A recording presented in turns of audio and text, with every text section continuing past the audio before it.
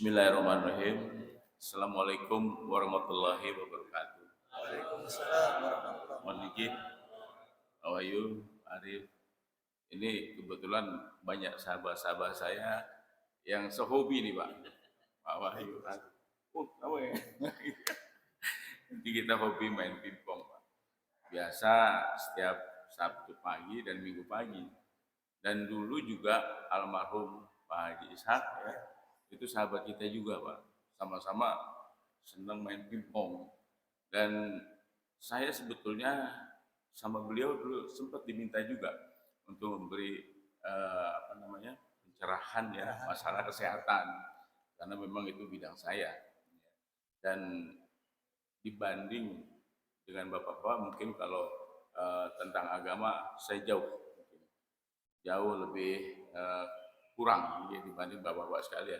Tapi untuk masalah kesehatan insya Allah ya. Jadi nanti apa yang bapak-bapak akan tanyakan silakan. Jadi di tengah-tengah saya memberikan penjelasan silakan ya, untuk bertanya gitu ya.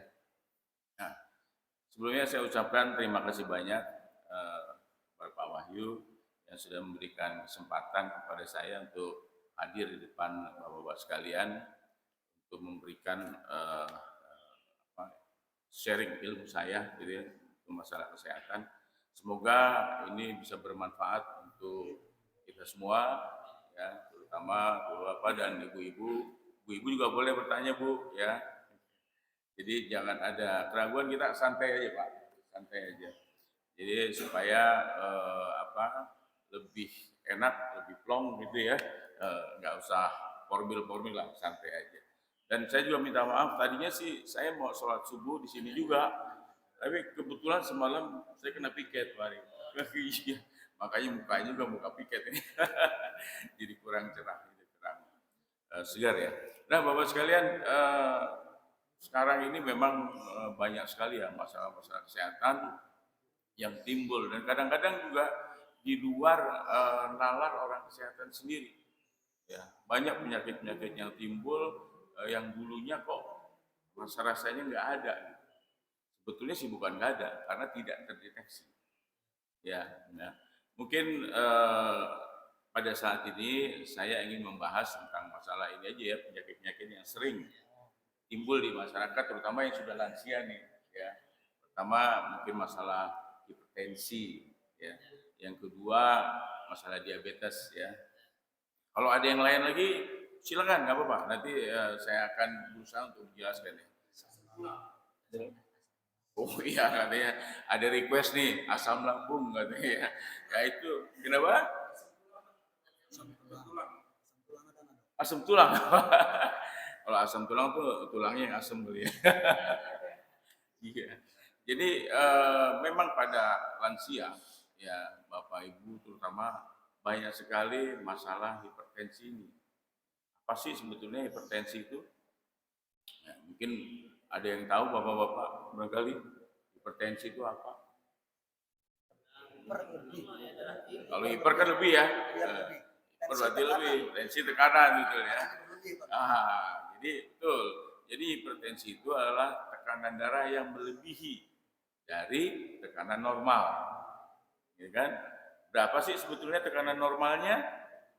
Ada yang tahu Bapak-bapak? Ya, kita pakai range biasanya ya. Yang paling normal, yang paling bagus sekali sekitar antara 120 sampai 80 ya.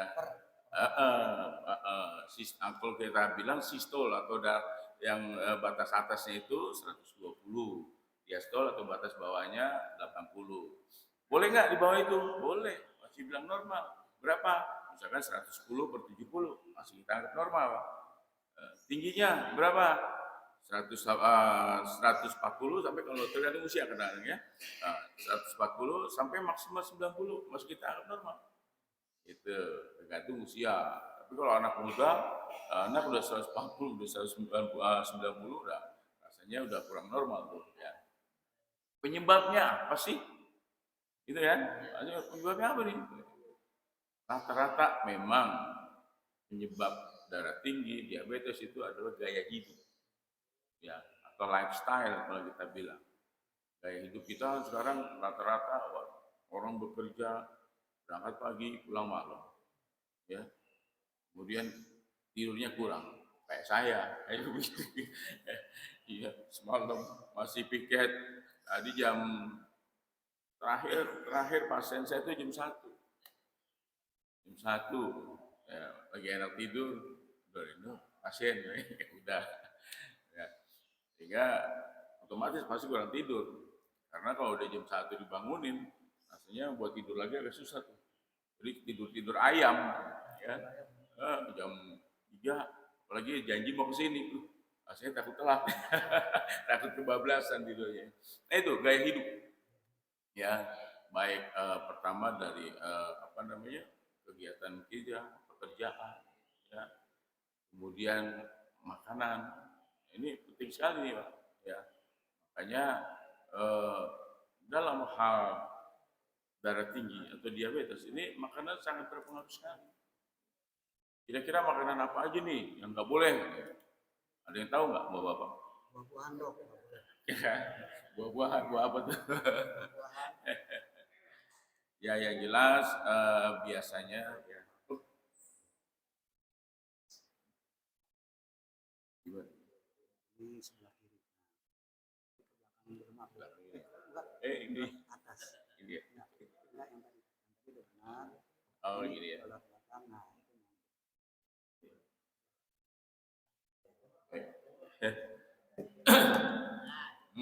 Oke. Yang dulu. maaf Pak. Ini. Ini Pak. Oh ya. Iya ini. Masukin di itu Pak. Oh, Saya di YouTube dok. oh gitu. Ada di YouTube. Siap.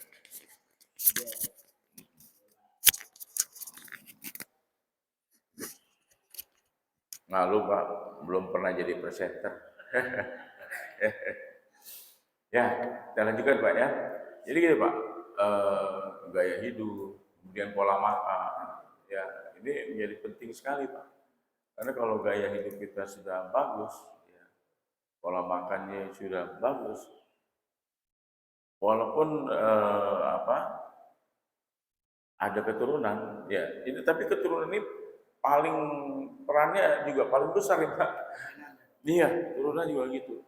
Saya dulu waktu dari mulai SD mungkin sampai mahasiswa tuh saya olahragawan Pak, olahragawan. Sehingga pasti makan juga teratur apa segala macam.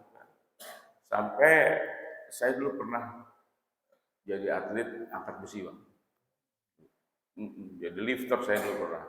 Sampai saya kuliah, nah, setelah jadi dokter udah sibuk tuh. Nah itu udah dulu ada pilihan dari orang tua saya bilang, kamu mau jadi olahragawan apa jadi yang ini sarjana. Kalau olahragawan waktu itu kan Pak nggak ada jaminan ya untuk masa depan kita, rasanya nggak ada. Nah, saya mikir juga, oh, iya ya. Nah, akhirnya saya pikir, oh udah deh, saya coba ini daftar di kedokteran barangkali terima. Tapi alhamdulillah terima saya jadi dokter nggak jadi olahragawan. Nah, tapi karena ibu saya itu punya diabetes, nggak bisa dihindarin Pak. Atau pas umur 45 karena saya sakit, saya cek semua, gula saya udah tinggi tuh, udah 375. Tanpa saya sadari itu Pak, tuh segitu. Ya sudah, akhirnya saya manage sendiri. Berarti sekarang umur saya udah mau 58 Pak. Udah hampir 60 juga nih Pak. Udah tua juga ya. Nah, ini berarti sudah 13 tahun nih Pak mengidap diabetes. Seorang dokter tuh Pak, diabetes 13 tahun. Tapi alhamdulillah, yang penting itu tadi kita jaga ya gaya hidup kita jaga. Makanya saya rajin main pingpong nih, bapak-bapak, supaya apa? Ada olahraga, ya, makan tetap dijaga. Kemudian kontrol mesti teratur. Walaupun saya dokter, tetap saya kontrol Pak. Kontrol teratur, minum obat juga teratur. Kadang-kadang ada yang bilang, dok, minum obat seumur hidup apa nggak rusak ginjal? Gitu kan? Nah ternyata orang ke sana. Saya bilang, kalau Anda nggak minum obat, itu akan lebih parah lagi, lebih mempercepat lagi. Cepetan mana yo? Minum obat sama nggak minum obat, gitu kan? Nah, jadi apa namanya? Lebih banyak gunanya kita minum obat dibanding tidak minum obat. Otomatis kan obat kalau takaran dari dokter itu kan sesuai, ya kan? Sesuai dengan kondisi. Tapi kadang-kadang ada orang yang menjadi dokter sendiri. Obat main sikat aja tuh. Sakit kepala atau apa main sikat ya, tanpa konsultasi dulu. Ya. Nah, ini sebetulnya yang menjadi penyakit. Kembali lagi tadi Bapak sekalian untuk masalah hipertensi. Kira-kira ada yang mau nanya kan nih setelah ini? Kalau ada yang mau tanya silakan ya.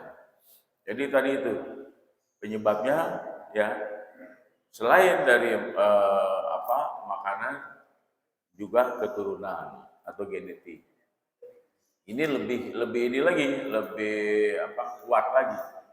Ya, karena kalau genetik merupakan warisan yang nggak bisa kita hindarin tuh. Mungkin bapak-bapak kalau dikasih warisan rumah atau mobil nggak mau, saya udah punya.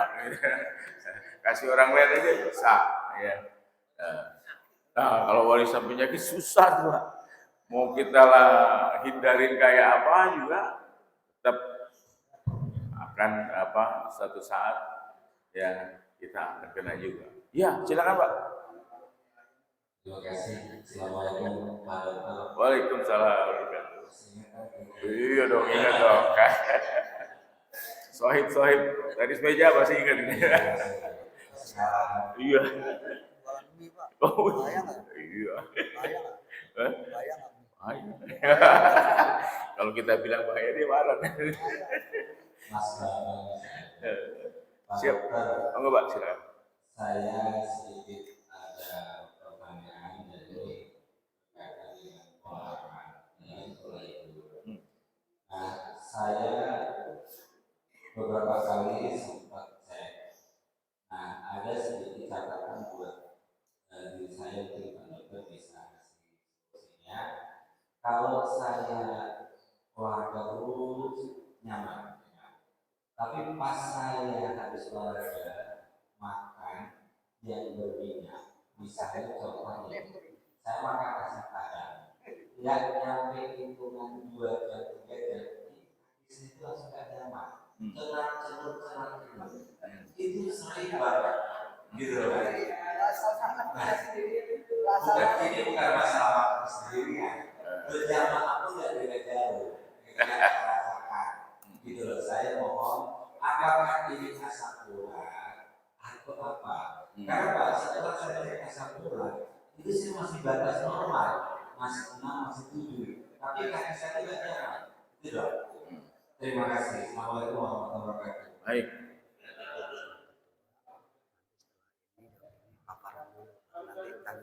Oh baik. Ya. Baik, terima kasih Pak. Cuman ini beliau curang. Curangnya apa? Kok contohnya nasi padang, bukan mie ayam. Ya, jadi itu berkaitan dengan metabolisme tubuh kita, Pak. Ya, jadi mungkin Bapak asam uratnya normal, ya kan? Cek kolesterol nggak? Normal juga. Ah, ada gula nggak? Normal juga semua. Nah, berarti berkaitan dengan metabolisme tubuh kita. Tubuh Bapak yang sudah melambat, gitu, Pak. Ya, mungkin aja kalau Bapak cek darahnya mungkin agak mengental sedikit. Dicek nggak tuh perkentalan darahnya? Kenapa? Ya, bisa cek laju endap darah bisa, atau anti agregasi bisa. Heeh. Boleh, silakan datang ke tempat saya boleh. Tapi itu semua ya biasanya kita kategorikan dengan faktor rematik juga, Pak. Ya karena usia juga, ya kan? Karena usia sehingga metabolisme kita juga agak melambat. Syukur Bapak masih olahraga kan? Cemesannya bagus Pak. Jadi gitu Pak ya. Tapi memang yang paling baik adalah mengurangi faktor-faktor resiko itu ya. Semua yang namanya kolesterol, asam urat, gula itu dibutuhkan kita Pak. Dibutuhkan tubuh kita untuk membentuk apa? Energi. Jadi kalau kita kolesterol rendah, terlalu rendah, asam urat terlalu rendah juga, gula terlalu rendah juga, itu bahaya juga Pak. Bisa menyebabkan koma loh, yang salah ini. Ya, karena semua ini dibutuhkan oleh tubuh kita untuk membentuk energi. Jadi kalau Bapak misalkan lemas-lemas, ya sering lemas apa, nah coba cek itu Pak. Kadang-kadang itu malah drop. Saya berapa kali Pak ngalamin gula saya drop. Itu kayak orang mau pingsan Pak, udah gemeter, keringet dingin keluar. Udah kayak mau pingsan Pak. Saya makan itu kayak orang 3 bulan gak makan itu, udah begitu. Cepat kali Pak. Rasa laparnya tinggi. Ya, itu. Jadi pernah belum lama ini 2 minggu lalu saya dipanggil kebetulan kalau rumah besar saya kan di sana Pak di Bambu Apus dan saya juga berpraktek di sana Bambu Apus. Nah, belum ada pasien saya, dok, tolong nih, Bapak kelihatannya stroke, kayak udah mau meninggal. Oh ya, saya datang, ya kebetulan alhamdulillah Pak, saya kalau dipanggil kemana-mana, insya Allah kalau saya masih mampu, saya datengin. Gitu. Nah, ini saya lagi di Depok, saya dipanggil ke Bambu. Saya datang ke sana, memang udah kayaknya kayak orang mau koma gitu. Begitu saya tanya dulu, ini Bapak ada gula nggak? Iya emang ada gula dok. Minum obat teratur apa? Iya ini Bapak terlalu ketat katanya. Makannya udah terlalu ketat. Minum. Oh, saya udah berpikir, aduh jangan-jangan gulanya nih yang drop gitu kan. Begitu saya cek gulanya Pak, bener Pak, 40. Cuma, udah bisa bikin orang koma itu. 12 bilang udah, sekarang bikinin teh manis, sambil dia bikinin teh manis apa, saya pakai infus, saya infus malah. Udah, saya infus, saya kasih gula kan. Udah, saya nggak lama, sejam saya gitu, udah mulai enakan ya, udah saya tinggal dulu ya. Nah, saya masih banyak pasien saya bilang, nanti laporan aja via WA. Gitu. Laporan WA, besoknya saya dilaporin, udah ketawa-tawa orangnya. Oh, dok, kita tuh berpikir deh, Bapak ini udah mau mati gitu. Soalnya udah nggak ada reaksi gitu. Nah, dan kita berpikirnya paling nggak stroke nih Bapak. Saya bilang, nah itu, kita lihat dulu faktor-faktor lain. Ya. Makanya saya bilang, gula, kolesterol, asam urat, itu dibutuhkan badan kita Pak. Nah, jadi jangan dimusuhin. Yang dimusuhin itu kalau dia kelebihan. Kenapa kelebihan? Kita yang serakah. Kita makannya nggak bener, ya kan? Nah, ini Pak. Jadi begitu juga dengan penyebab-penyebab darah tinggi tadi. Ya, mungkin Bapak terlalu kebanyakan makan asin-asinnya. Yang masih hobi makan ikan asin, ya. Maka sate. Sebetulnya sate nih, daging kambing bisa membuat darah tinggi. Sebenarnya sih nggak bener tuh Pak. Kalau menurut nggak bener ya. Yang bisa membuat darah tinggi ya apanya coba Pak? Lemaknya. Kalau dagingnya, kebetulan saya juga penikmat daging kambing nih Pak. Kalau dagingnya enggak. Tapi lemaknya sama ya. Tapi lemaknya Pak. Kenapa lemaknya? Dia akan membentuk gumpalan-gumpalan di dalam darah dan juga membentuk flak di pembuluh darah. Sehingga pembuluh darah kita yang tadinya segini misalkan, itu makin lama makin kecil. Nah, Otomatis kalau yang namanya air lewat selang yang segini kan masih ini Pak, masih lancar nih. Kalau udah segini kan pasti ada tekanan kan? Nah, itu yang membuat tekanan darah kita gitu. Jadi seneng nih gue daging kambing nih. Ya. Ini Pak. Selain itu juga faktor emosi. Emosi juga Pak. Ya, makanya orang bilang, lu mah darah tinggi, cepat marah katanya. Ya, memang benar juga. Karena faktor emosi itu mempengaruhi apa denyut jantung kita. Pasti kan kalau bapak kalau lagi marah kan denyut jantungnya pasti gini kan, debar-debar kan, tinggi. Nah itu mempengaruhi Pak. Ya. Dan faktor-faktor dari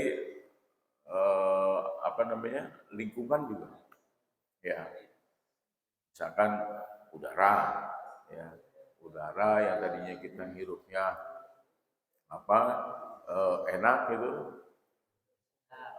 segar kalau pagi ya kan, nah, begitu siang, begitu sore udah tercemar, nah, itu juga bisa kadar karbon itu bisa meningkatkan tekanan darah kita, gitu Pak. Ya. Nah untuk masalah hipertensi atau tekanan darah, ada yang mau tanya lagi? Ya, monggo Pak, silakan.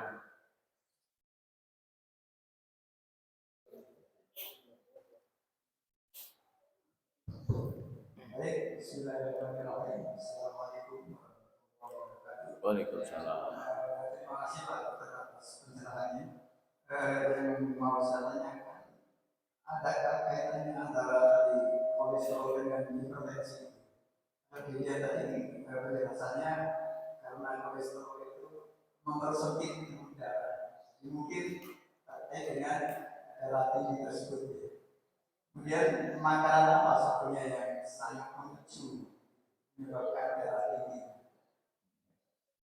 Berikutnya sering mengalami yaitu kram. Biasanya kalau habis bangun tidur itu kaki itu nggak bisa dikontrol. Jadi kalau yang ke kiri kita nanti sakit, hati sakit. Itu kalau kram itu apa penyebabnya? Ya sementara itu terima kasih. Assalamualaikum. Waalaikumsalam. Baik, terima kasih Pak. Kalau kolesterol itu kan lemak, Pak ya. Nah, mungkin kalau Bapak ingat atau tahu, kalau lemak di dalam air itu bagaimana Pak? Tidak bisa bercampur, ya kan? Ya, tidak bisa bercampur, bahkan akan menimbulkan perlengketan, ya, nempel. Nah, dia lemak ini akan menempel di saya cerita tadi di dalam pembuluh darah, menimbulkan flak. Ya. Nah, otomatis kalau pembuluh darah itu mengecil, tadi tekanannya jadi tinggi kan, ya Pak ya. Nah, juga aliran darah ini kalau banyak berisi lemak, ya, dia kan pasti akan melambat, ya kan? Nggak lancar benar ya Pak ya, nah, akan melambat. Nah itu pun akan menimbulkan tekanan darah, ya kan? Kalau beda dong, kalau yang lancar sama yang lambat, ya kan? Kayak kita antri deh, gitu ya. Antri nih kalau lowong kan lancar aja kan. Tapi kalau kita jalan di depan banyak orang kan pasti tersendat-sendat, ya kan? Dan itu akan menimbulkan tekanan, ya kan? Seperti itu, ya Pak ya. Logikanya nih Pak, logikanya seperti itu, ya. Dan yang paling bahaya lagi kalau si lemak ini sudah menimbulkan flak, kemudian dia lepas, akan menimbulkan yang disebut trombus, Pak. Nah kalau lepasnya misalkan nih segini nih, ya sebesar bakso kecil lah gitu ya. Nah kemudian dia kalau di pembuluh darah yang gede ini masih liwat, tapi begitu dia pembuluh darahnya kecil, nyumbat dia kan. Nah itu yang bisa terjadi, ada penyumbatan di jantung, ya kan, serangan jantung, ada penyumbatan di otak, stroke, ya disebut trombolisis itu ya, stroke ya. Kemudian kalau penyumbatan ini di pembuluh darah ke ginjal, pasti akan menimbulkan kerusakan di ginjal, gitu. Itu yang bahayanya Pak ya, bahayanya dari boleh dibilang awalnya dari kolesterol ya, atau lemak. Ya. Nah itu. Terus yang kedua tadi kram ya. Nah, memang kalau pada usia-usia seperti kita ini, anggaplah di atas 50 tahun, itu fleksibilitas dari otot itu akan berkurang, Pak. Kelenturannya ini akan berkurang. Makanya disarankan untuk kita olahraga ya, supaya untuk menjaga kelenturan itu, Pak. Jangan sampai kaku ya. Nah, pada usia-usia di atas 50, kalau otot-otot ini sudah kaku, untuk meregangkannya ini agak lama, Pak. Ya, dan pasti menimbulkan nyeri. Sudah pasti. Ya. Nah, makanya kita dianjurkan untuk olahraga supaya menjaga kelenturan dari otot-otot ini, gitu, Pak. Ya. Saya kira cukup, Pak. Ada lagi? Iya, monggo silakan. Silakan, Ustaz. Dokter ada. Ada. Dokter juga Pak. Tapi dokter. Iya, iya. Assalamualaikum warahmatullahi wabarakatuh. Waalaikumsalam. Salam, Katu. Ya, kalau Sambil. saya Minum, Mbak. ini kan kita main pingpong dulu. Saya mau tanyakan ini terkait tadi emosional kan datang dulu ya, dok nggak bisa kapan tiba-tiba emosi. Ini kalau kantong lagi kosong. Oh, iya betul. Nah, terkadang kalau kita lagi emosi, kalau kurang kontrol, apalagi pas darah lagi naik, kita bisa berakibat ke stroke atau apa gitu ya. Mungkin ya, lagi emosi, terus darah lagi tinggi, ini dampaknya kan bisa. Nah, bagaimana kalau pas kita lagi emosi itu kita tidak apa ya, bisa mengontrol emosi kita gitu. Dan terus kalau kira-kira apa yang harus kita lakukan tentang emosi? Terima kasih Pak Dokter. Baik. Terima kasih, Pak. Jadi ini mengontrol emosi nih ya. Sebetulnya kontrol emosi yang paling bagus, yang paling baik apa? Istighfar ya, Pak. Saya kira itu, Pak. Istighfar ya. Istighfar dan semua lagi kita kembalikan lagi ke Allah kan ya. Tapi dalam ilmu kesehatan, Pak, ada, bisa, Pak. Itu caranya kita dengan latihan napas, Pak. Latihan napas. Jadi latihan pernapasan bisa, Pak. Iya, ya. Caranya begini, misalkan Bapak lagi emosi apa ya? Pertama sih yang paling penting istighfar sih, Pak. Ya. Setelah istighfar, kemudian Bapak latihan pernapasan ya. Bapak tarik napas dalam. Ya, tahan, keluar, tarik dari hidung, keluar dari mulut. Sambil istighfar tuh, Pak. Tarik dari hidung, keluar dari mulut. Gitu. Iya, ya pasti lah sambil istighfar gitu. Ya. Saya kira gitu, Pak, yang paling ampuh tuh. Karena Hanya sih kalau lagi emosional itu merubah posisi berdiri gimana sih? Oh, ya, merubah posisi itu ya dipentingkan untuk apa? Untuk tadi, supaya gampang kita latihan pernapasan. Sebetulnya nggak mesti berdiri, kita sambil duduk ini aja bisa, ya kan? Tarik napas, tarik dari hidung, keluar ada tahan, keluar dari mulut, itu pelan-pelan. Saya kira gitu bisa. Yap. Ayo. Itu paling cepat. Apalagi kalau dari bos ini ya, mie ayam, oh ya, lebih cepat lagi. Gitu Pak. Ada lagi kira-kira Pak? Silakan ibu-ibu ya. Monggo Bu. Bismillahirrahmanirrahim. Assalamualaikum warahmatullahi wabarakatuh. Waalaikumsalam. Izin bertanya dokter untuk beberapa hal. Yang pertama, bagaimana dengan cuaca ekstrim yang sekarang atau musim panas yang nanti berpanjangan? Bagaimana pola makannya yang baik dan benar? Dan yang kedua, saya sering membuat rebusan herbal rempah-rempah. Itu apakah ada dampak efek samping kalau kita mengkonsumsinya itu berkepanjangan? Itu Dan yang ketiga, bagaimana dengan yang mempunyai asam urat, katanya tidak boleh memakan sayur-sayuran hijau-hijau kayak daun singkong, kayak bayam gitu kan. Sedangkan ada yang mengatakan boleh dikonsumsi tetapi tidak terlalu banyak. Maksudnya kadarnya saja gitu. Itu saja Pak Dokter. Terima kasih. Wassalamualaikum warahmatullahi wabarakatuh. Baik, terima kasih Bu. Waalaikumsalam warahmatullahi wabarakatuh. Ya, memang ini istilahnya apa ya, pemanasan global ya.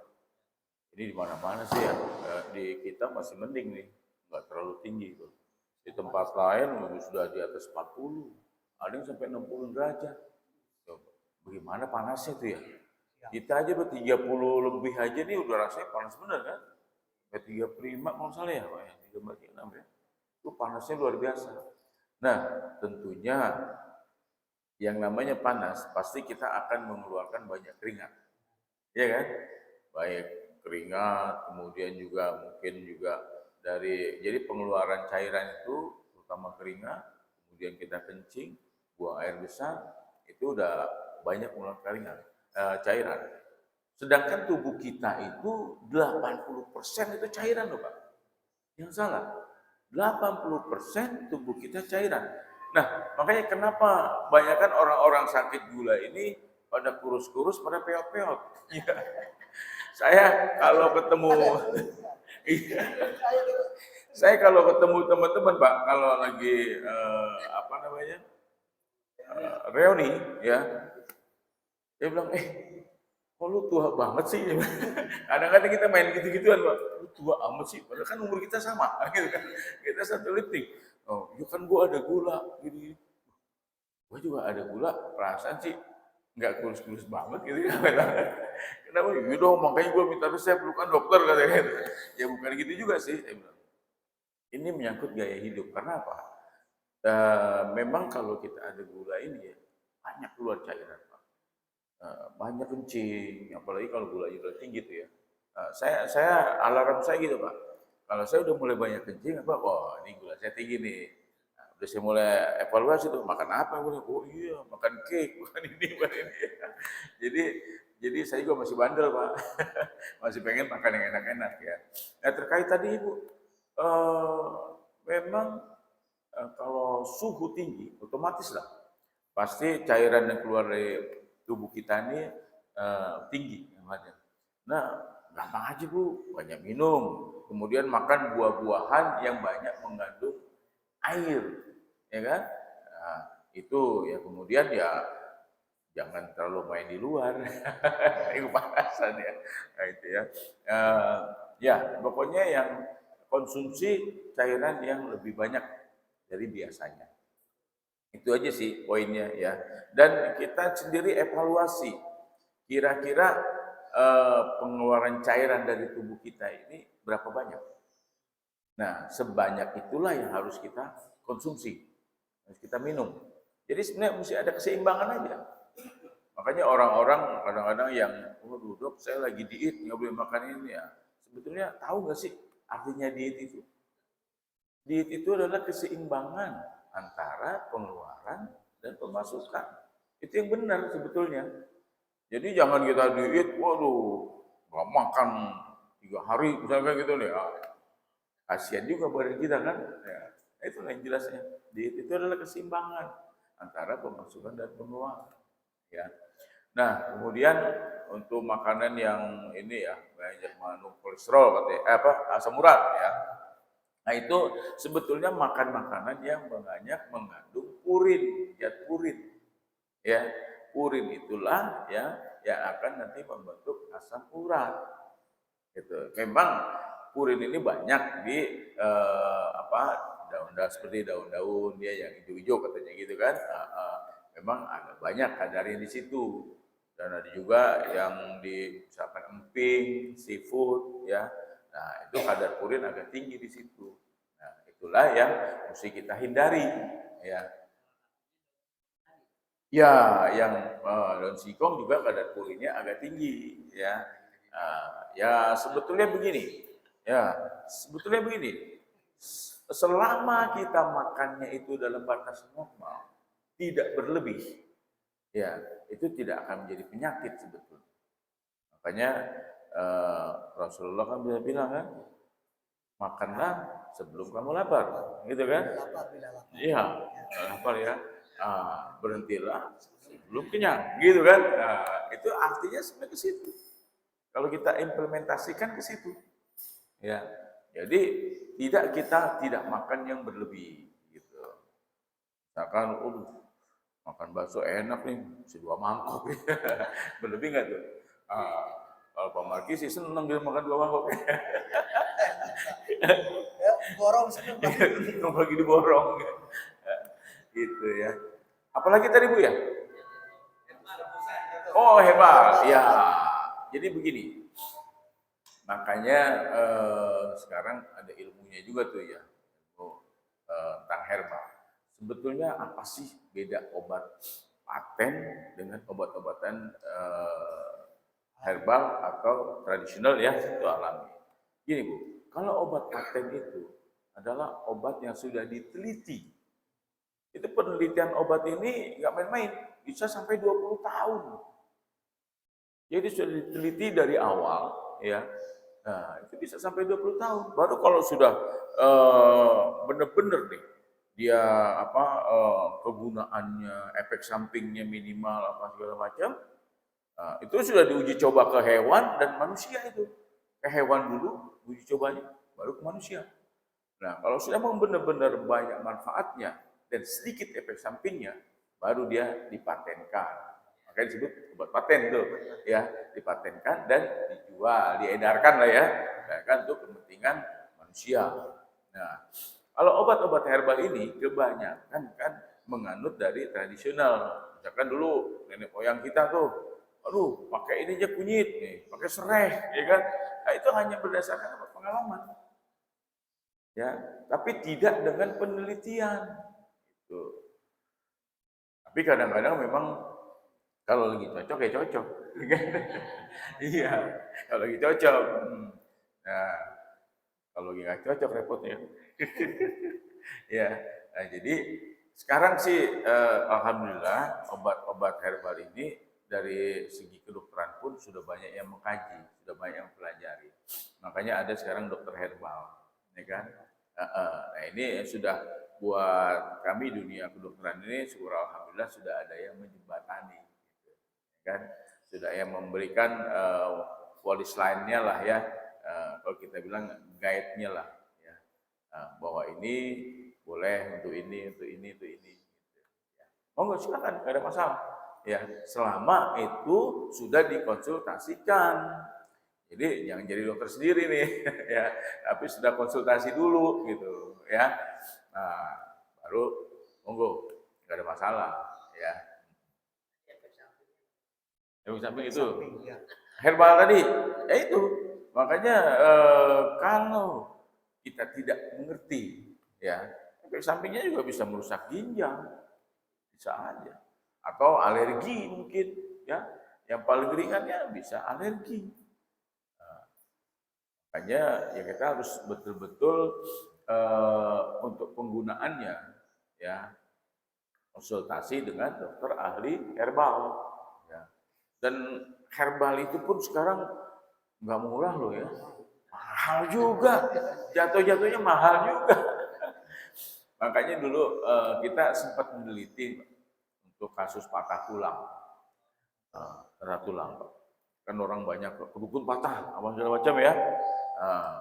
Kemudian kita teliti, kita bandingkan biayanya nih Pak. Dia ke patah tulang dengan ke dokter bedah tulang. Ternyata setelah itu apa? Biayanya lebih mahal mereka ternyata. Dan patah tulang itu nggak diobatin pun dia akan nyambung. Ya akan nyambung, cuman nyambungnya nggak benar gitu ya. Tetap akan nyambung, cuma nggak bagus, nggak benar. Gitu. Pembandingannya seperti itu Pak. Ya. Baik, ada lagi kira-kira? Monggo, Pak Arif, silakan.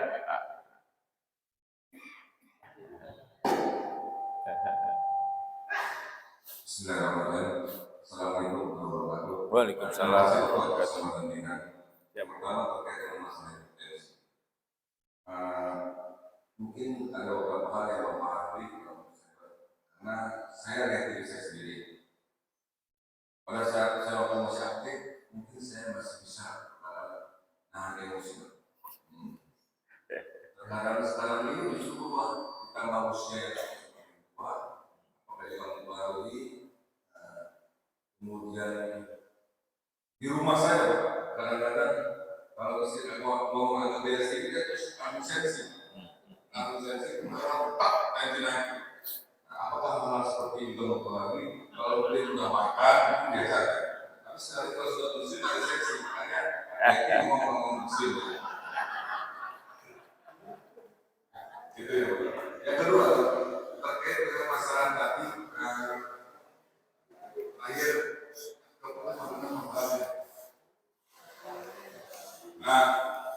herbal.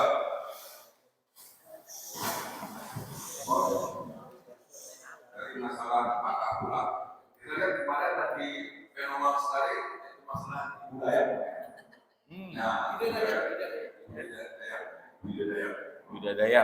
itu kan kita lihat bagaimana di YouTube segala macam itu mereka melaksanakan pengobatannya mungkin secara medis bagaimana. Kalau kita kurangnya mengangkat ke sampai ada yang merusak, apakah memang itu benar atau tidak? Ya, terima kasih Pak Arif. Nah, ini kita membahas masalah emosional dulu nih. Memang kalau para pensiunan nih Pak, terutama ya, saya juga dulu pernah ngadepin bapak saya sendiri Pak. Begitu pensiun, kok sensitif banget nih. nggak boleh kita salah ngomong dikit ya kan. Aduh, rasanya ya itulah, mungkin dari tadinya banyak kegiatan ya kan, banyak kegiatan, kemudian banyak ketemu dengan orang-orang ya kan, tentunya orang-orang yang menyenangkan lah mungkin ya. Sehingga pola pikirnya kan masih luas ya kan, masih luas, masih bisa refreshing kan ini. Nah, setelah pensiun ya skopnya gitu aja, ya kan? Di rumah. Nah, apalagi semakin usia, biasanya nih kita bapak-bapak nih Pak, Ibu, hati-hati nih Bu, bapak-bapak ini makin usia nih makin ingin diperhatikan Bu, ya. Udah seperti balik kayak anak kecil lagi nih Bu kita Bu. Saya juga gitu Bu. Kita pengen ini diperhatiin terus Bu. Ya. Dan ya tentunya kalau kita laki-laki kan imam dalam keluarga itu imam ya Pak ya. Nah, Ibu pastilah ingin selalu dihargain ya kan, ingin selalu dijunjung tinggi ya kan. Nah, terutama kan dalam keluarga ya kan. Mungkin kalau udah pensiun dari kantornya kita dicuekin Mas Ibu, siapa lu sekarang gitu kan. Ya enggak, udah rata-rata sih Bu sudah tidak terlalu dianggap, gitu kan? Mungkin dengan lingkungan kantor, kadang-kadang dengan lingkungan kita sendiri pun, gitu kan? Nah ini kalau orang Indonesia itu kebanyakan gitu Bu. Kalau kita lagi menjabat, ya kan? Wah, selalu dijunjung tinggi, gitu kan? Nah orang-orang yang soleh atau yang ibu-ibu yang soleha kalah Bu dengan orang-orang yang punya duit, gitu kan? Penghormatannya lo ya, penghormatannya lo. Nah, kita rata-rata begitu nih, budaya mental orang kita tuh begitu, sayangnya, gitu ya. Nah ini makanya memang betul itu sangat mempengaruhi sekali darah tinggi, ya, emosional kita, ya, kita kadang-kadang rasa ketersinggungan karena usia, terutama karena usia Bu, ya. Nah, itu tinggi sekali dan bisa sekali mempengaruhi darah tinggi. Ya, nah, makanya Pak Arif banyak istighfar kita. Ya. Oh, yang kedua tadi apa ya? Iya, banyak kegiatan. Kalau Pak Arif kita main pingpong terus ya. Dan sekarang alhamdulillah tuh.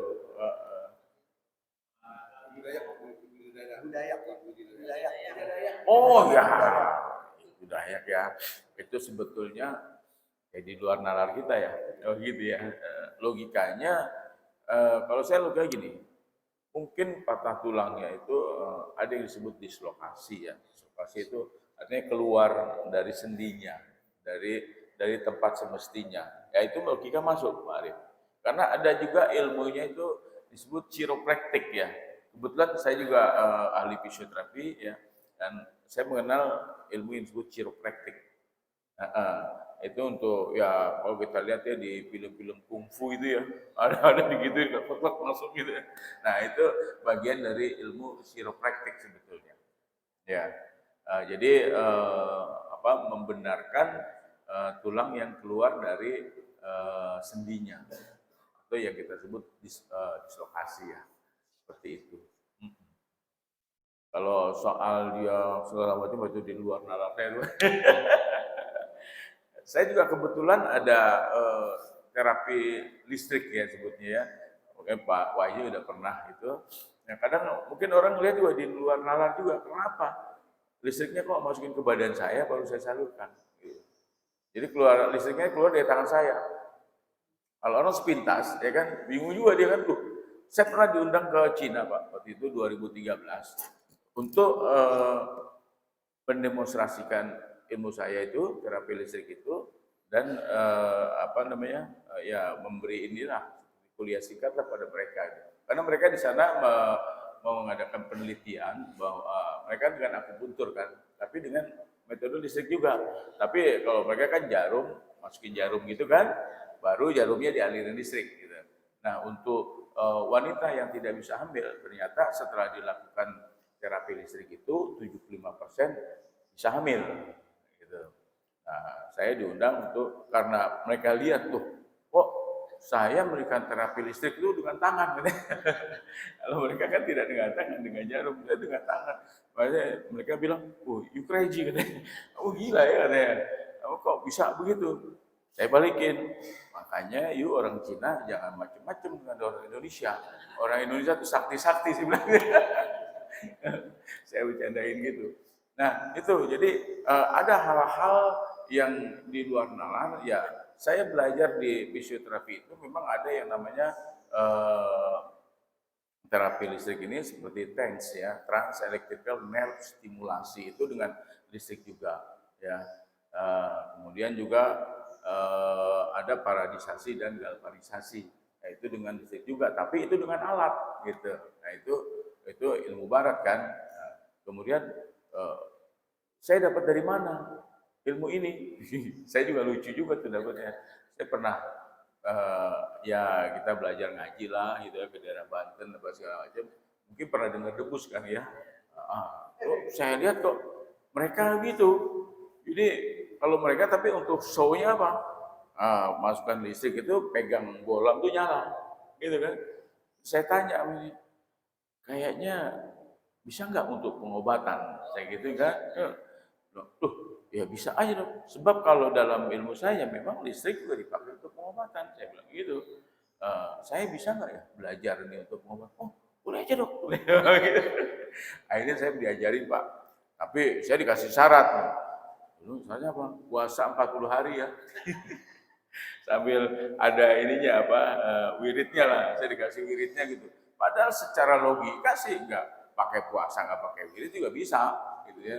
Ya, tapi karena saya mau belajar, saya mesti ngikutin dong, ya kan? Ya saya ikutin. Nggak ada salahnya tuh saya puasa, ya kan? Sehat juga buat badan saya kan. Wirid juga nggak ada salahnya loh, saya minta sama Allah, ya kan? Nah, gitu. Akhirnya saya belajar itu, saya padukan, ya kan? Saya dapat dari ilmu dari timur juga, dari barat juga saya dapat. Nah, jadi itulah. Nah, kemudian apalagi tadi Pak ya? Udah ya itu ya. Ada lagi Pak? Ya Ibu, silakan Bu. Ada Ibu mungkin ininya.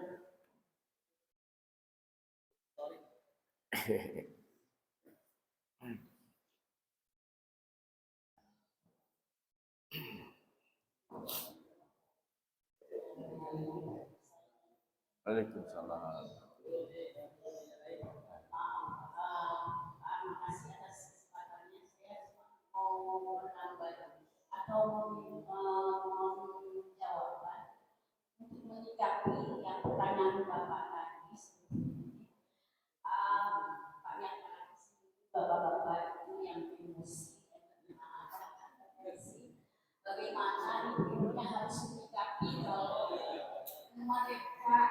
sedangnya itu tidak benar. Kita harus mengingatkan melawan apa-apa, maksudnya mau membenarkan apa yang salah itu aja. Apa nggak boleh seorang hari minggu maksudnya mengingatkan. Sekarang kebetulan saya juga ada perbedaan mungkin untuk orang lain. Saya itu hobi minum es dari dulu. Panas sekali, dingin sekali, kalau yang sedang saya nggak masuk. Nah, kadang-kadang saya suami nggak boleh kita minum es karena agak berusia lanjut juga dan nggak baik. Tapi saya kalau nggak minum es, saya malah seperti apa ya, mencair gitu kalau panas kayak badan saya lemes gitu Pak. Nah kalau misalnya saya dibagi juga panas, saya juga itu.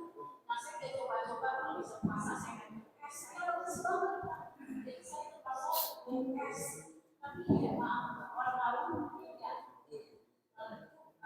beda antara satu orang saya gitu.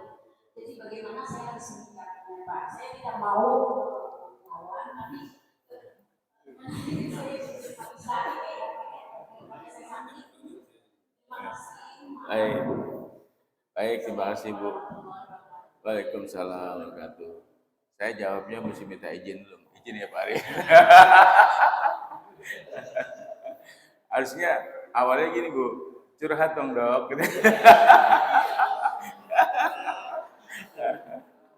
Ya, jadi memang Bu, seperti saya katakan tadi ya, yang namanya kita sudah pensiun itu banyak hal ya yang bikin apa sensi sensitif Ibu ya. Jadi kalau Ibu bilang bagaimana sih Dok kita menyikapinya, istighfar Bu. Istighfar ya. Jadi ya sebetulnya sih semua itu tergantung kita berdua sih Bu ya. Jadi memang saling pengertian pasti, itu udah pasti ya, saling pengertian di antara kita gitu kan. Dan pasti juga yang namanya psikologis ya. Psikologis itu tidak terlepas juga sama dari karakter ya kan. Karakter orang Jawa sama orang Sumatera beda, ya kan? Karakter orang Sunda dengan orang Ambon beda, ya kan? Disitulah mungkin kita bisa menempatkan diri atau menyesuaikan. Saya kira itu nggak ada masalah, ya. Nah itu terkait Ibu suka minum es, ya memang sih sebetulnya nggak bagus Bu ya, apalagi udah usia. Kalau menurut saya mungkin itu satu kebiasaan yang memang kurang baik. Ya, dan yang memang harus dihilangkan ya. Caranya gimana? Memang harus dipaksa Bu. Contoh, waktu saya belum tahu kalau saya ini mengidap diabetes, saya senang banget tuh Bu. Yang namanya minum kopi itu harus manis, teh manis, buah ya. Nah tapi begitu saya tahu saya kena diabetes, saya kan mesti tinggalkan itu, ya kan? Sekarang saya harusnya sebelumnya kopi pahit Bu, tapi karena dikasih manis saya minum. Ya, saya sekarang minum kopi pahit Bu, dan teh pun saya nggak manis. Lama-lama biasa tuh. Awalnya memang enggak Bu, awalnya pasti nggak enak awalnya Bu. Karena saya harus minum kopi pahit, tadinya manis gitu ya. Nah, tapi sekarang Bu, setelah saya terbiasa dengan kopi pahit, minum kopi manis malah nggak enak. Itu kembali lagi dengan kebiasaan. Kalau kebiasaan kita memang sudah kita pupuk dari awal itu seperti ini, nah untuk merubahnya agak susah, ya kan? Nah, tapi merubah sesuatu hal yang buruk harus kita lakukan kan Bu? Nah, lebih baik kan? Nah, saya kira dicoba Bu, karena itu psikologis, larinya ke psikologis. Jadi Ibu merasa kalau saya nggak enak nih kalau nggak minum es gitu kan. Padahal itu satu Iya, ini esnya Bu, yang kita masalahkan esnya kan. Heeh. Pasti kan Ibu begitu. Nggak enak nih kalau nggak minum es, ya kan? Karena apa? Karena sudah habit, sudah kebiasaan Ibu, gitu. Yang bisa merubah adalah Ibu sendiri. Iya, aduh, coba pasti awalnya nggak enak Bu, pasti awalnya nggak enak, sulit awalnya Bu. Tapi setelah dijalanin, ya lama-lama malah kebalik nanti, Ibu minum es malah nggak enak, gitu. Karena saya ngerasain sendiri Bu. Ya, saya dulu minum kopi manis, teh manis, tapi setelah karena saya tekad ya, oh kalau saya minum teh manis, kopi manis terus, pasti gula saya tinggi terus kan. Nah, karena saya bertekad saya harus bisa. Lama-lama, alhamdulillah bisa. Malah begitu saya minum yang manis lagi nggak enak. Kebalikan jadi Ibu. Insya Allah bisa Bu, coba nih. Ya, dicoba bisa insya Allah. Karena sesuatu kebiasaan yang kurang bagus buat tubuh kita, ya kan, pasti akan menyakiti tubuh kita sendiri, gitu kan. Nah, kita punya tekadnya gitu aja Bu. Kalau saya minum es ini, nah berarti saya menyakiti tubuh kita sendiri, gitu, ya kan? Sayang kan, gitu. Insya Allah bisa.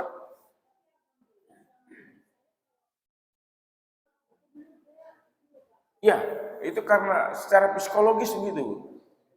Sugesti, kata orang ini ya. Sugestinya begitu. Iya, saya juga tadinya gitu, Bu. Kalau saya nggak minum kopi manis, orang saya lemes, nggak ada tenaga. Saya nggak minum teh manis, rasanya lemes tuh, nggak ada tenaga. Tapi begitu saya lawan, ya bisa. Tadinya awalnya sih nggak susah Bu awalnya, tapi begitu saya lawan dan saya bisa, alhamdulillah tuh kebalikannya sekarang malah. Kalau saya minum kopi manis malah rasanya nggak enak. Tapi begitu mau kopi pahit, oh rasanya kok seger. Main pingpong bisa 2-3 set gitu. Ya, seperti itu Bu. Ya dicoba Bu ya. Insya Allah bisa. Ya, dicoba. Wih, ya, rokok juga begitu. Sama. Mungkin ya untuk bapak-bapak yang merokok, ya pasti kalau saya himbau, Pak jangan merokok, ya pasti, alah dokter, jangan ngerasain kan gue kata ini. Enak banget kan gue kata itu, tapi gak ngerasain. Nah, padahal kan ya kerugian dari merokok itu kan banyak juga Pak. Pertama, sayang duit dibakarin Pak. Mendingan buat beli telur kali sekilo. Sekarang rokok berapa? 20-30 ya? Bisa. Hah? 35 telur sekilo Pak. Bisa dimakan buat sekeluarga, ya Pak, ya kan? Nah, kalau kita ada nggak sehari dibakar, seharian cuma tuh 35.000. Padahal kalau telur bisa seminggu nggak Bu, sekilo ya. Nah itu. Terus juga dari segi penyakit, banyak Pak, mudaratnya buat kita. Rokok itu kan, kalau kita sadari sih ya, banyak mudaratnya. Ya terutama ya kanker, ya kan.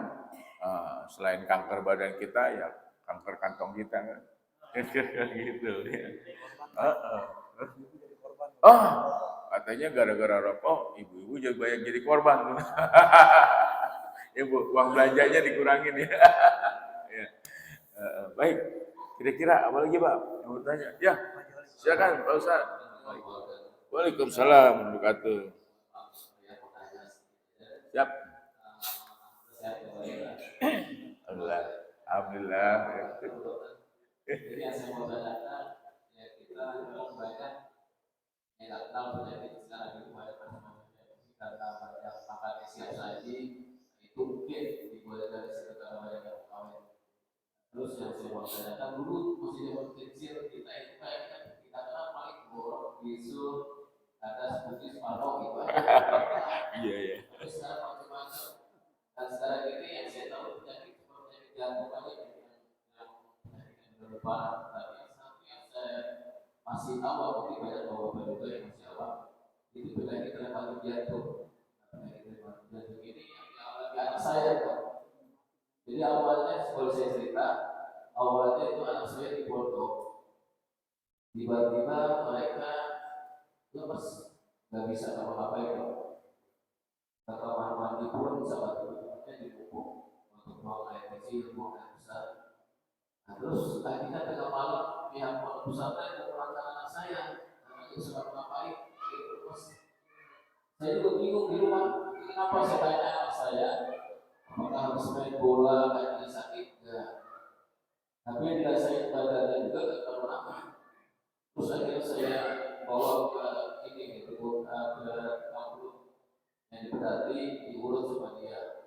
Tapi saya juga nggak tahu itu masalahnya apa, mereka itu akhirnya dibalikin sembuh sendiri, dibalikin lagi ke pondok, sampai pondok dalam lama kemudian begitu lagi dong.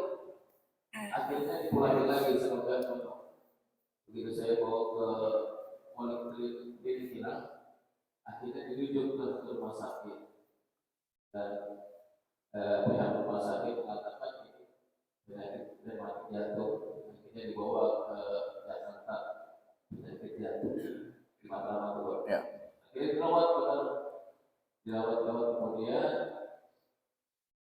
selama seminggu. Dan saya juga yang saya bingung itu penyakit rematik jantung itu apa penyebabnya dong? Nah, anak saya juga kelihatannya ibadah sehat-sehat, tapi ternyata kok dia bisa jalan. Itu aja itu yang saya tanyakan. Assalamualaikum warahmatullahi wabarakatuh. Waalaikumsalam warahmatullahi. Baik, terima kasih Pak Ustadz, ini pertanyaan yang bagus nih. Dari pesantren saya juga agak kurang ngerti ya, di pesantren itu seperti apa pola pola apa namanya pola hidupnya dan eh, kesehatannya ya. Karena apa? Pertama banyak pasien-pasien saya itu dari pesantren ya datang ke saya apa? Penyakitnya tadi seperti Pak Ustadz bilang budik, gatal-gatal apa gitu loh. Sampai kadang-kadang, apa yang nggak bisa jalan gitu loh. Tangan, kaki, badan, aduh. Ini pola kesehatan di sana tuh bagaimana? Saya kadang-kadang,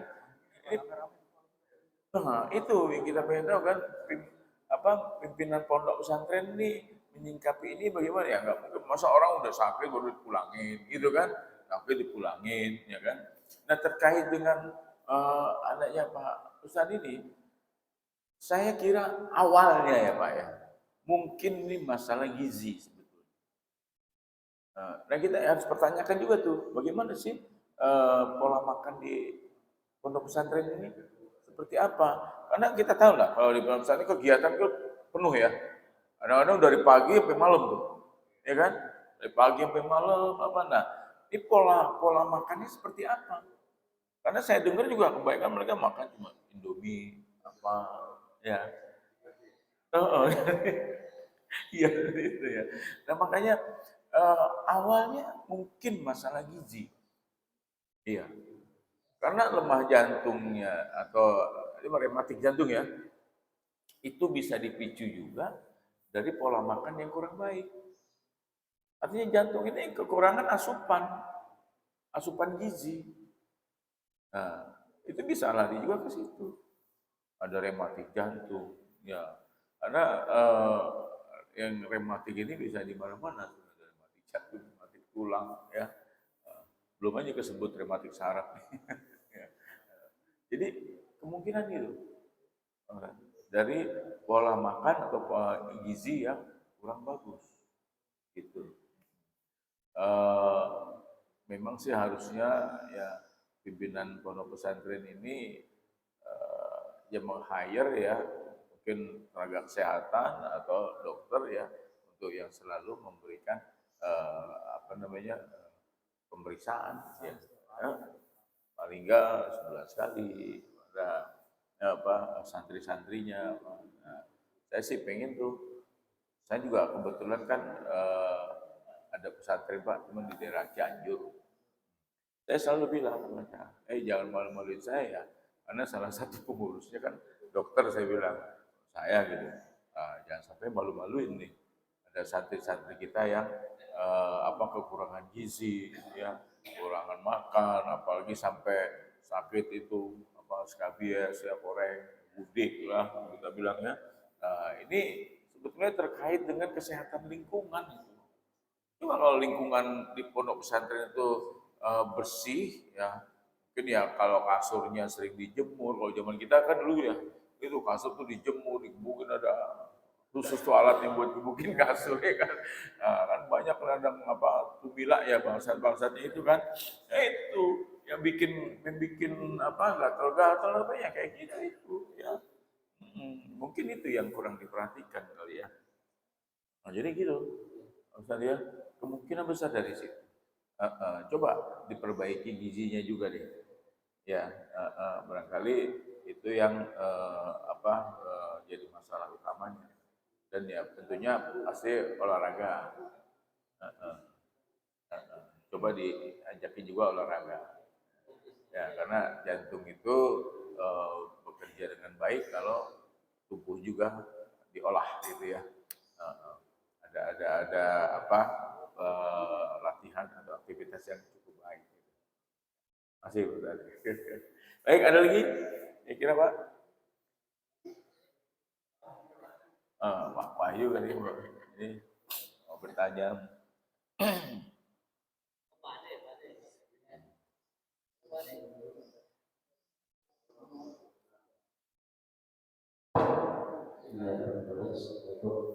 Waalaikumsalam.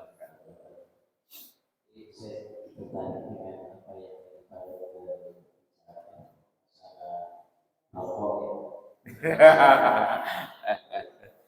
Ada yang tersinggung ini. Itu termasuknya satu. Tapi ada yang lebih penting.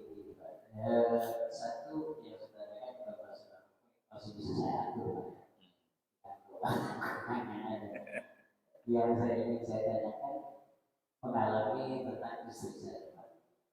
Istri saya itu susah sekali untuk minum manis, sehingga tubuhnya itu terasa lemas karena tidak minum manis. Jadi selalu yang tapar-tapar. Kemudian setelah saya bawa ke rumah sakit karena memahami itu, jadi kekurangan gula, Kadar gula.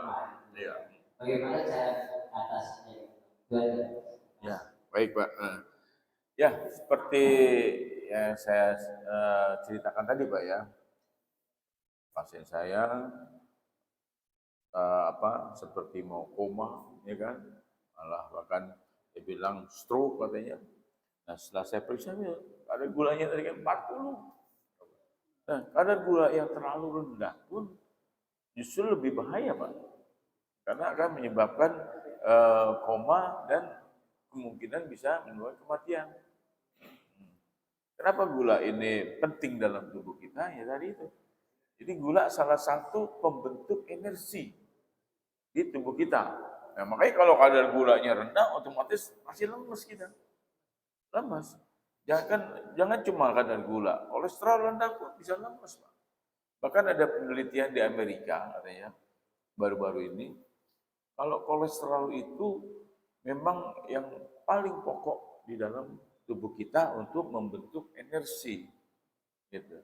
Jadi ada kalau di dalam kita dulu biokimia itu Pak ya, namanya siklus Krebs. Siklus Krebs itu siklus yang mempelajari tentang pembentukan energi. Nah, energi ini dibentuk oleh apa aja, bahannya apa aja, dan kapan dibentuknya, gitu. Ya.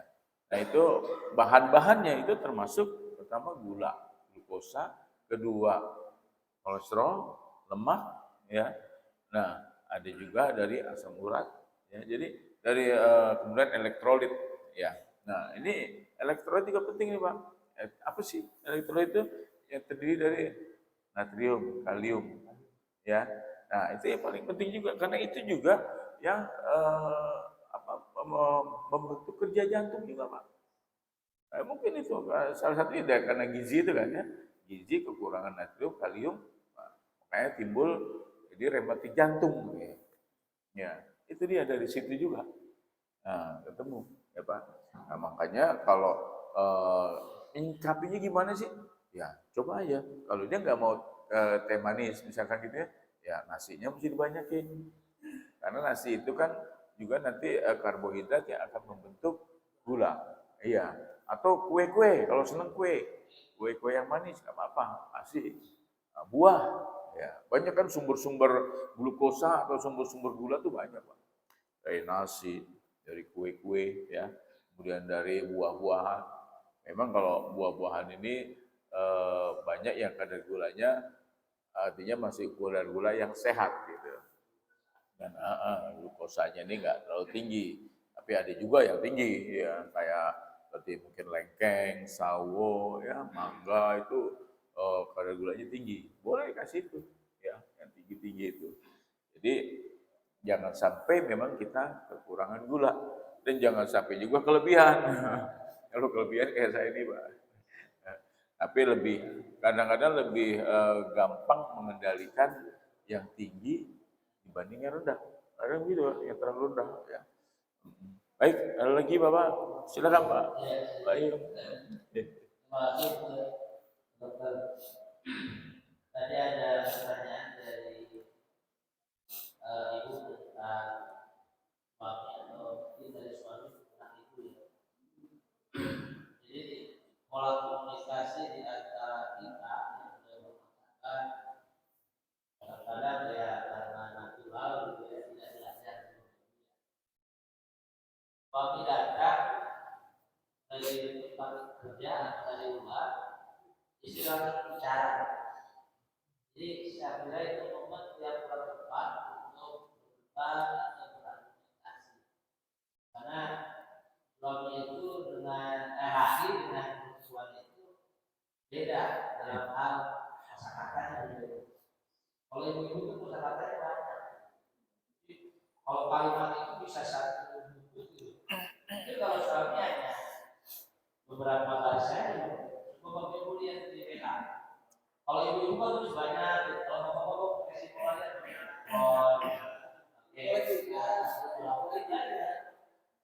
termasuk saya kalau saya mau bertanya begini aja, itu menandakan bahwa laki-laki itu ingin berubah, ingin kata-kata. Kemudian ada waktunya juga. Nah, mengapa timbul perselisihan antara suami istri? Karena kedua-duanya tidak tahu momen yang tepat untuk bicara. Nah, makanya itu kata dokter komunikasi dulu. Terus pelajari kapan saya bicaranya seberapa banyak. Kalau hal-hal yang tidak penting dibicarakan ke suami, kadang-kadang suami juga akan nanya. Jadi, Pak, saya berbicara penting. Nah, beda. Ada kata-kata kunci yang harus disampaikan oleh seorang istri kepada suaminya.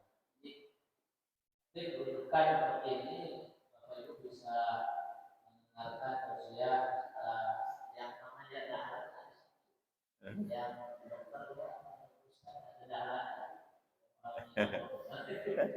Itu bagus untuk ibu-ibu dan para suami supaya tidak ribut di rumah. Yang kedua tentang pesantren Bapak Ibu.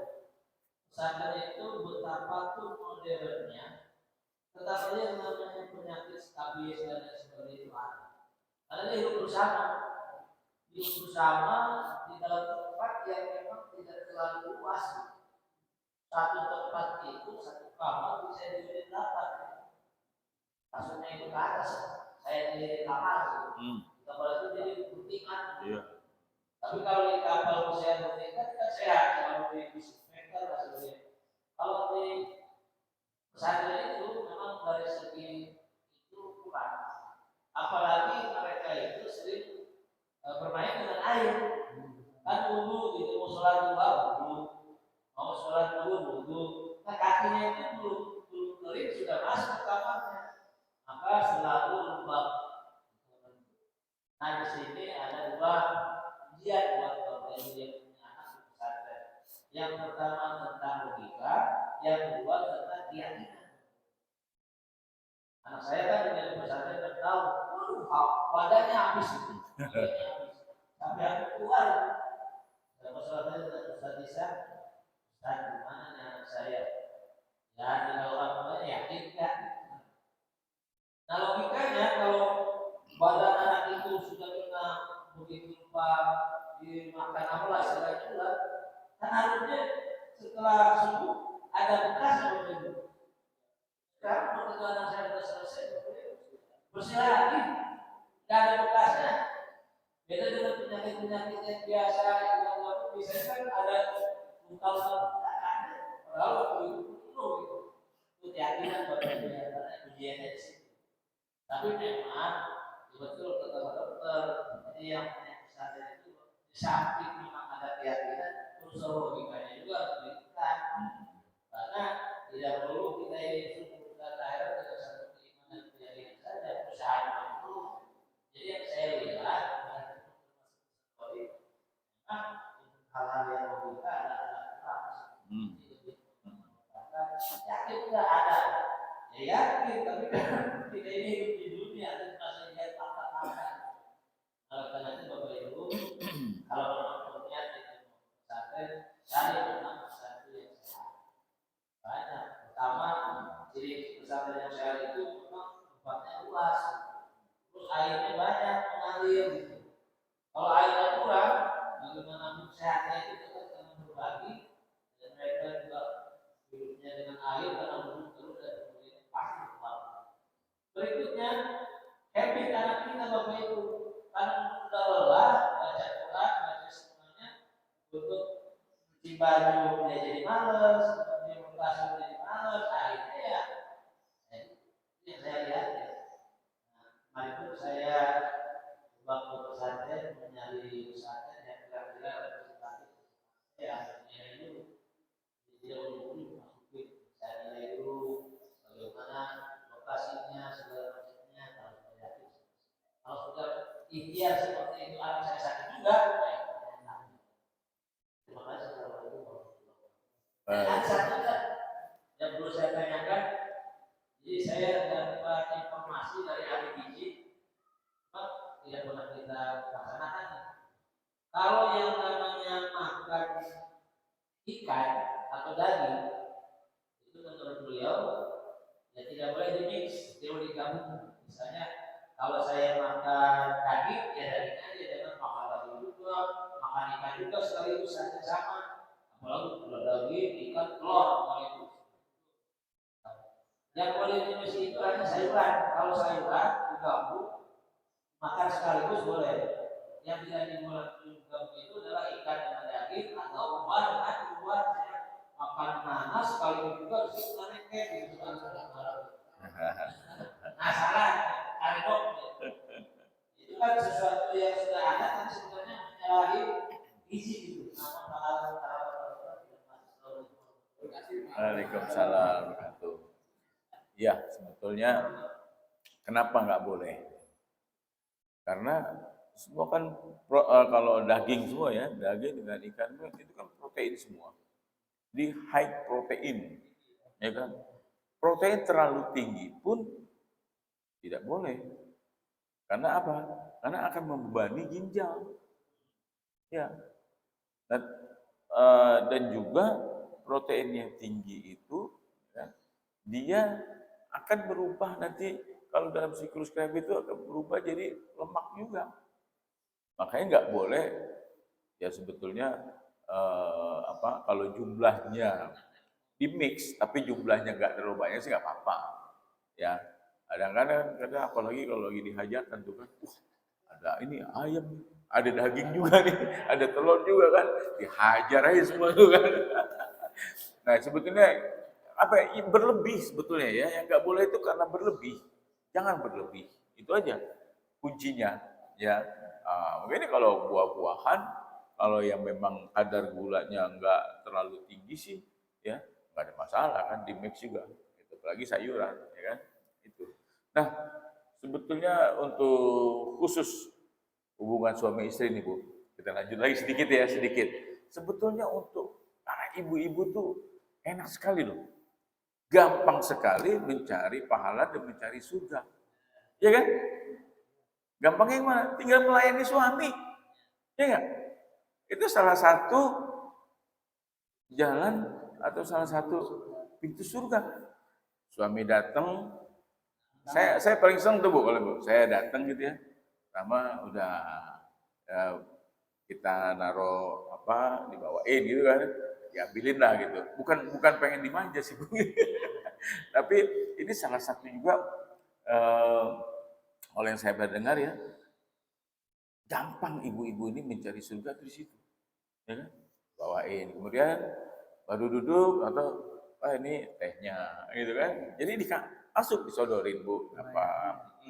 Artinya prinsipnya di sini apa? Melayani.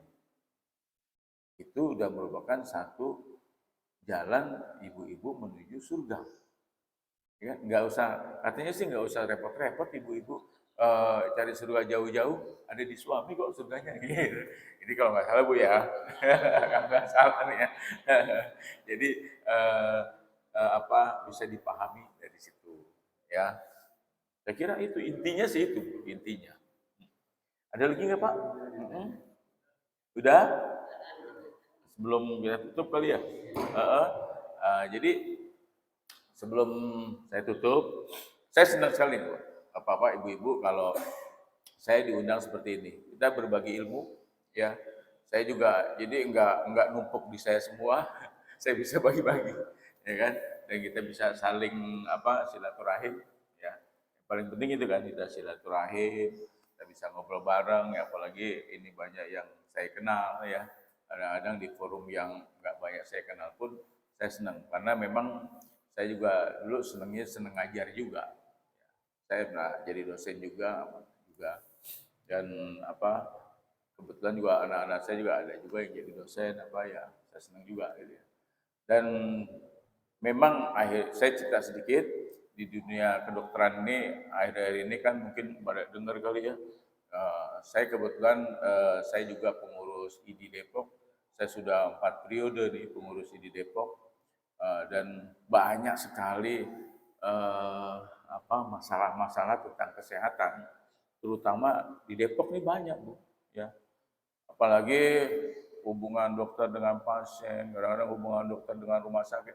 Kebetulan saya di ini bagian pembinaan dan pembelaan anggota. Jadi kalau ada dokter-dokter yang nyeleneh yang saya sentil gitu. Makanya kalau di Depok, alhamdulillah saya banyak dikenal dokter-dokter lain. Kadang-kadang saya sendiri lupa siapa dia. Karena setiap permasalahan kadang-kadang larinya ke saya gitu. Sampai kadang-kadang Bu, saya ikut-ikut ngurusin ke kantor polisi Pak Arif.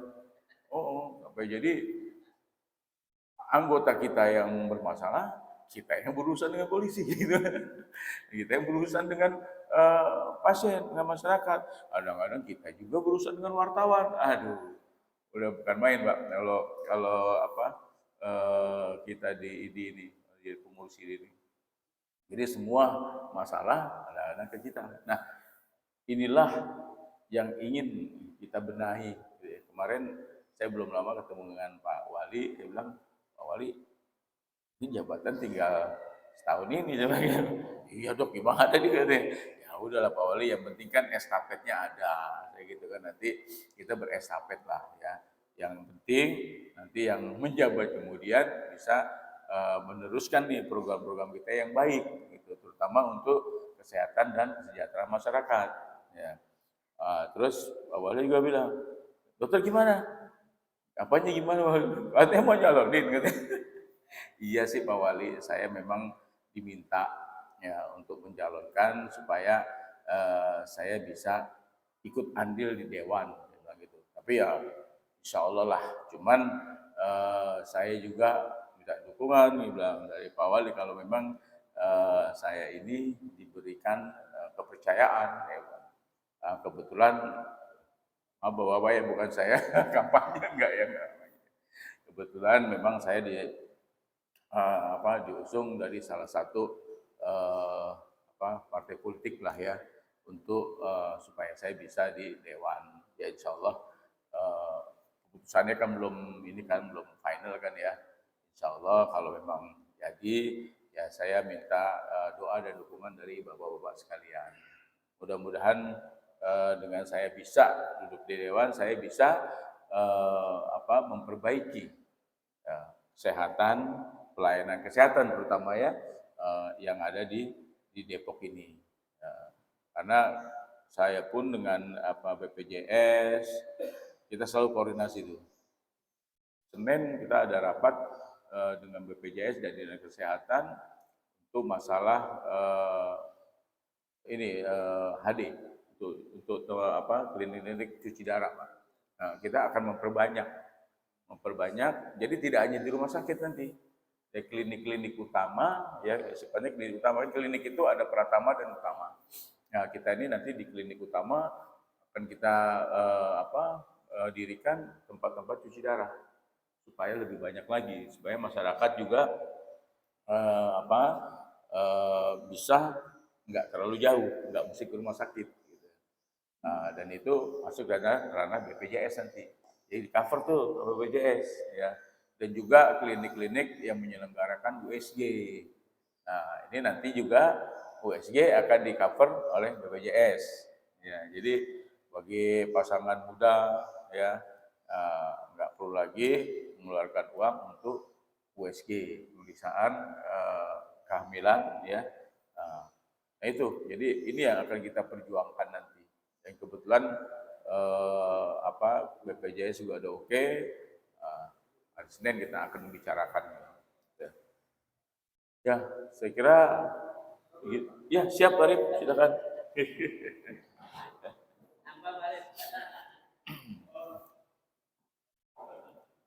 Ini mungkin terkait dengan masalah kemarin beberapa waktu yang lalu ada menggeluh tentang kita di rumah sakit. Siap.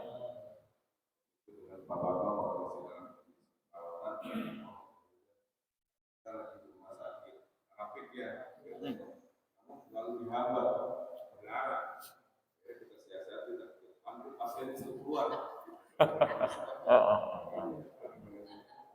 Negara nggak boleh masuk.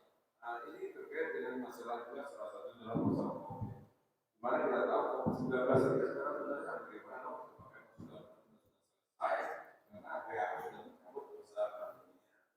Dan pemerintah sudah di mana kemarin saya ke rumah sakit resmi ada bandara, saya melihat sebuah dari rawat di sana, itu kita bebas ya, yang merawat, yang dirawat, yang memenuhi. Ada prosedur yang sekarang yang dulu pada saat pandemi kita rasakan seperti apa, PCR, swab, tapi sekarang ini apakah ada kebijakan dari rumah sakit yang bisa mengalami kepentingan dari pemerintah kita masalah swab ataupun PCR yang dilaksanakan. Ini mau karena ini sangat membebankan masyarakat. Kalau masyarakat mau menemani keluarganya apa saja harus PCR dulu ya, sehingga tambah kos biaya. Mungkin hal seperti itu disediakan oleh Dewan kan? Amin. Ya, baik. Terima kasih, Pak Arif. Jadi begini, masalah COVID, ya sebetulnya dari WHO pun sudah memberikan sinyal bahwa dari pandemi berubah menjadi endemi. Ya. Artinya apa? Penyebarannya itu bukan berarti COVID ini sudah nggak ada ya, bukan berarti udah nggak ada. COVID ini masih ada. Contohnya apa? Mertua saya sendiri, ini belum lama ini Pak Arif, mertua saya sakit. Cuma gara-gara jatuh. Emang udah tua kan ya, dia jatuh, kita bawa ke rumah sakit. Begitu di rumah sakit, pasti kan prosedurnya itu masih ada Pak. Kalau orang sakit ya, prosedurnya masih ada, harus tes COVID ini. Ternyata positif di PCR. Pertama dibawa ke rumah sakit karena beliau tinggal di Bekasi, ke mitra keluarga Bekasi. Positif, sehingga diisolasi. Nah, tetap Pak, isolasi ada. Diisolasi dan cilakanya lagi, di sana yang harus nungguin apa? Keluarganya dan harus pakai APD lengkap. Iya, nah ini kan anak-anaknya sendiri kan juga umurnya kan udah tua-tua juga kan. Udah di atas 45, nah kalau dia 24 jam pakai APD, saya aja dulu ngapnya kayak apaan ya. Nah, saya susah, apalagi umur segitu kan. Akhirnya, waduh nggak sanggup deh. Nggak sanggup kalau harus nungguin 24 jam pakai itu. Akhirnya apa? Untung kebetulan ada anak saya juga ada yang dokter ya. Dia di Ridwan Maroksa Pak. Yang di Taman Mini kan pindahin di Ridwan Maroksa dinas di sana, bilang, udah pindahin sini aja. Pindahin sini kan saya bisa kontrol terus ya kan karena dia dinas di sana. Kalau nggak dia temennya gitu kan. Akhirnya udah kita pulang paksa lah istilahnya kan gitu kan. Maksa pindah ke Ridwan Maroksa. Penasaran kan, second opinion. Cek lagi di situ, bener nggak COVID nih, gitu kan? Bener nggak dia kena COVID? Ternyata positif juga, berarti kan bener, ya kan? Sudah 2 rumah sakit dengan pemeriksaan yang sama positif, berarti bener positif COVID kan? Tetapi memang prosedur satu rumah sakit itu kadang-kadang gini, ada rumah sakit yang terlalu mencemaskan, ya, terlalu cemas. Ada rumah sakit yang sudah menganggap ini udah hal biasa, gitu. Jadi udah agak longgar. Nah, inilah kadang-kadang yang masih menjadi benturan di bawah antara petugas medis dengan pasien, antara rumah sakit dengan pasien. Ya, tetapi memang dengan keputusan, apalagi Presiden sudah bilang, udah COVID ini sudah statusnya jadi endemi, ya kan? Artinya sudah kita anggap, bahkan kalau misalnya di Inggris ya, COVID ini sudah dianggap penyakit batuk pilek biasa. Sudah dianggap batuk pilek biasa, jadi flu biasa. Dianggap seperti itu, karena memang mungkin dianggapnya penyebarannya sudah tidak terlalu masif lagi, ya, sudah tidak terlalu hebat, dan efeknya pun sudah tidak terlalu berat lagi. Karena apa? Ya karena sudah kita mendapat vaksin, ya kan? Karena kita sudah divaksin.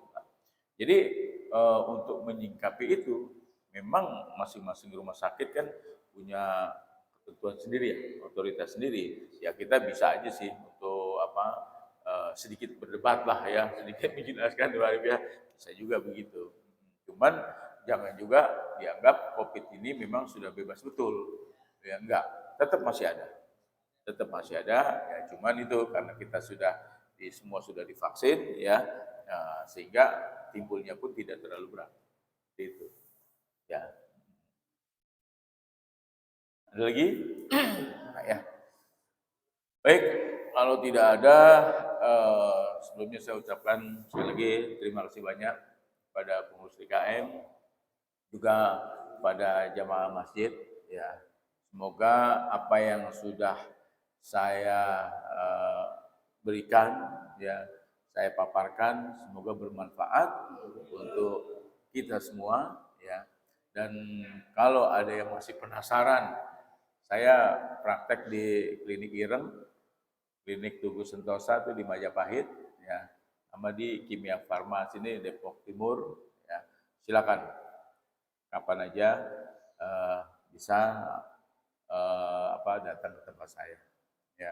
Dan mungkin suatu saat nanti, insya Allah kalau diundang pun dengan topik yang berbeda, ya, insya Allah Pak Wahyu saya bersedia, dan saya sangat senang sekali kalau bisa berbagi ilmu, ya, bagi ilmu. Semoga ilmu yang saya berikan bisa bermanfaat untuk kita semua. Sekali lagi terima kasih banyak. Wabillahi taufiq wal hidayah. Wassalamualaikum warahmatullahi wabarakatuh.